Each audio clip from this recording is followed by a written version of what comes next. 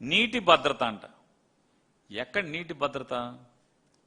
పక్కేమో నీళ్ళేమో కర్ణాటక వాళ్ళు తెలంగాణ వాళ్ళు అడ్డగోలుగా దోచుకెళ్లే కార్యక్రమాలు వాళ్ళు చేస్తుంటే మీరేమో పట్టనట్టేమో మీరు ముగ్గురు మీ దోపిడీలో మీరుండి వైజాగ్లో పొలాలు అమ్ముకోవటం, వైజాగ్లో స్థలాలు అమ్ముకోవటం, ఈ రాష్ట్రాన్ని దోచుకోవటం.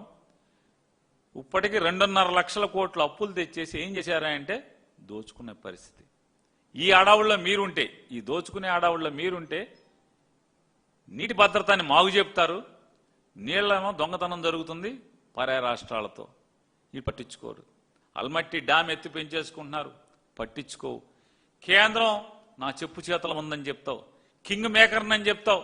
కింగ్ మేకర్ బొంగు మేకర్ ఎవరికి కావాలి? ఇవన్నీ నీ కింగ్ మేకర్ ఎవరికి కావాలి? బొంగు మేకర్ ఎవరికి కావాలి? అయ్యా నువ్వు మరి నీ దేశంలో నీ చెప్పు చేతల్లో దేశం ఉంటే, ప్రధానమంత్రి నీ చెప్పు చేతల్లో ఉంటే, కేంద్ర ప్రభుత్వం నీ చెప్పు చేతల్లో ఉంటే, కేంద్ర జలవనరుల సంఘం నీ చెప్పు చేతల్లో ఉంటే మరి ఏంటి ఆల్మట్టి ఎలా ఎత్తి పెంచేసుకుంటున్నారు? ఈ రకంగా తెలంగాణలో ఇష్టారాజ్యంగా ఏం జరుగుతుంది? నిద్రపోతున్నారా? దాచుకుంటాకి మాట మాటికి దుబాయ్లు ఫారెన్లు వెళ్తుంది తప్పితే ఏం జరుగుతుంది? అందరినీ గాలి కొదిలి ఇయే మాటలు. 1996-97 సంవత్సరం నుంచి ఇయే మాటలు కదా.